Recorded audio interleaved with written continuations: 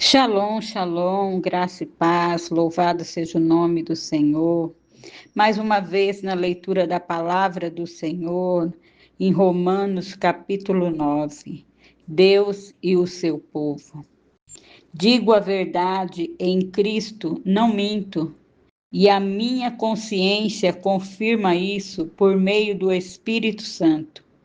Sinto grande tristeza e tenho incessante dor no coração, porque eu mesmo desejaria ser amaldiçoado, separado de Cristo por amor dos meus irmãos, meus compatriotas segundo a carne.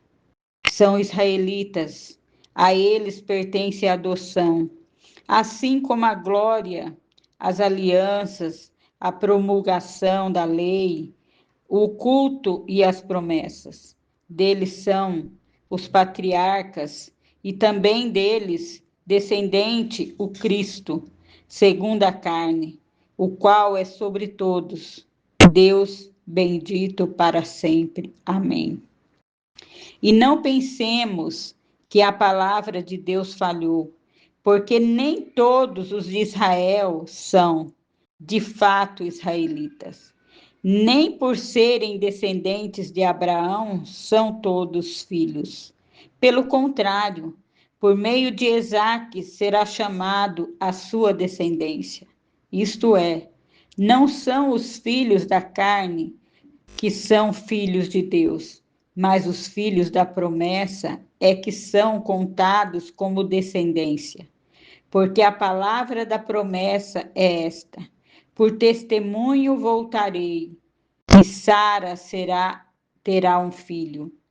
E isto não aconteceu somente com ela, mas também com Rebeca, ao conceber um só de Esaque, nosso pai, e os gêmeos ainda não eram nascidos, nem tinham feito o bem ou o mal, para que o propósito de Deus quanto à eleição prevalecesse, não por obras, mas por aquele que chama.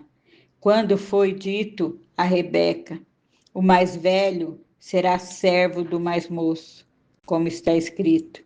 Amei Jacó, porém desprezei Esaú. Que diremos então? Que Deus é injusto? De modo nenhum. Pois ele diz a Moisés: terei misericórdia de quem eu tiver misericórdia. Terei compaixão de quem eu tiver compaixão. Assim, pois, isto não depende de quem quer ou de quem corre, mas de Deus, que tem misericórdia. Porque a Escritura diz a Faraó: foi para isto mesmo que eu o levantei, para mostrar em você o meu poder e para que o meu nome seja anunciado em toda a terra.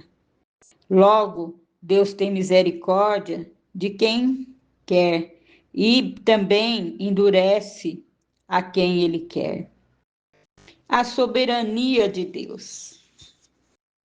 Mas você vai me dizer, por que Deus ainda se queixa? Pois quem pode resistir à sua vontade?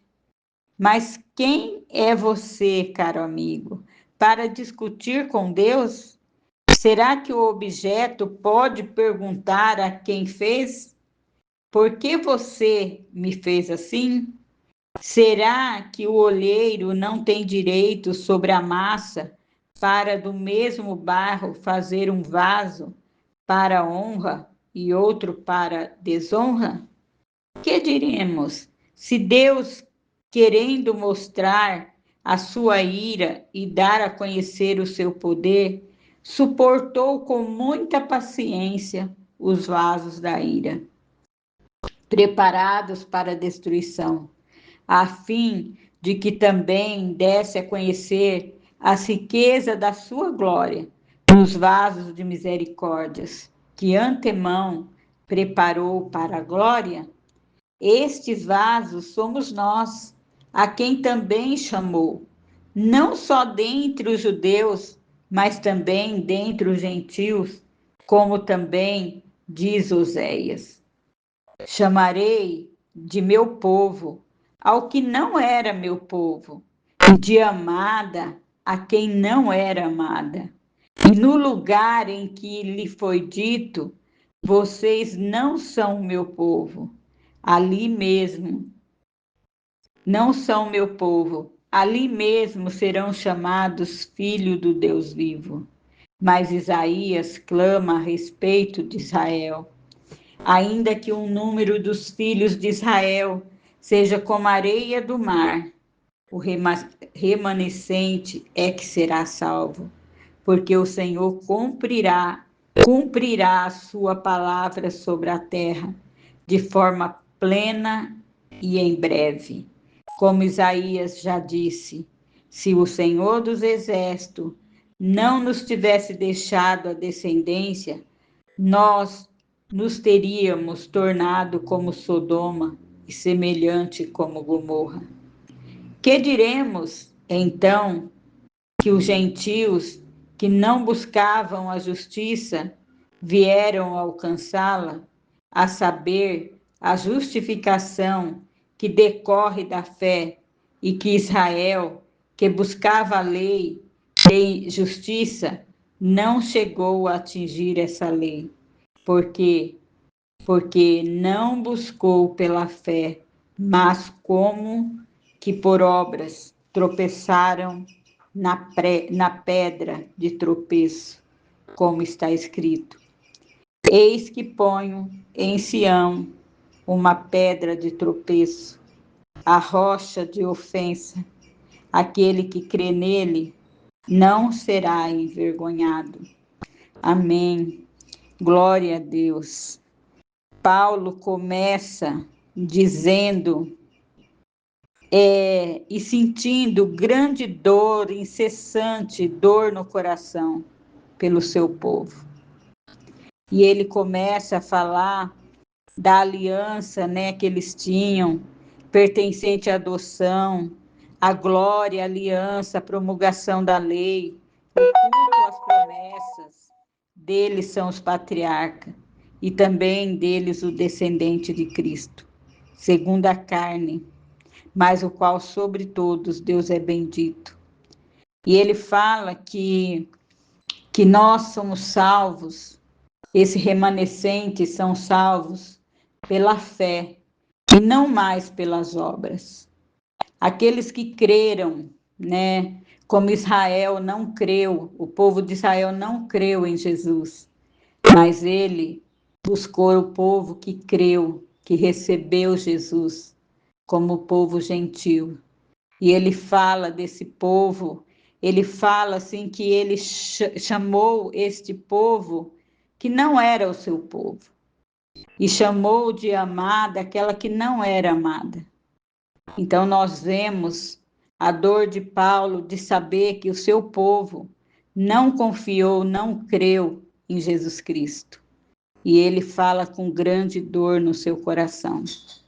Isso nós podemos ver também, que nós também devemos ter essa dor no nosso coração, esse clamor pelas vidas que ainda não conhecem o Senhor.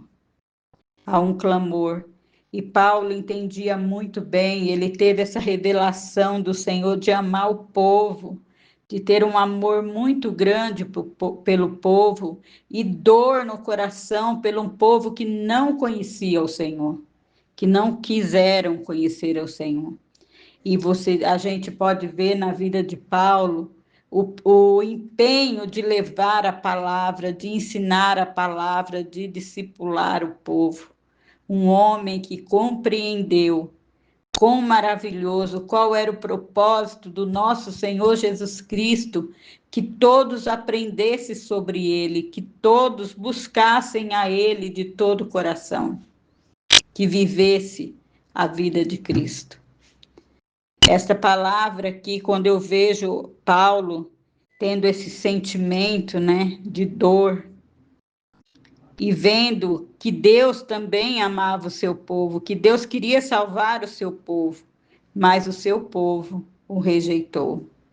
Então há um remanescente ainda que crê no Senhor e que busca o Senhor, né? E depois ele fala sobre a misericórdia de Deus, né? Sobre o propósito de Deus, que Deus ele tem misericórdia, ele não escolhe ninguém, ele tem misericórdia de quem ele quer e tem compaixão de quem ele quer ter compaixão, porque ele é Deus Todo-Poderoso, ele que criou todas as coisas e todo o poder está em suas mãos, né?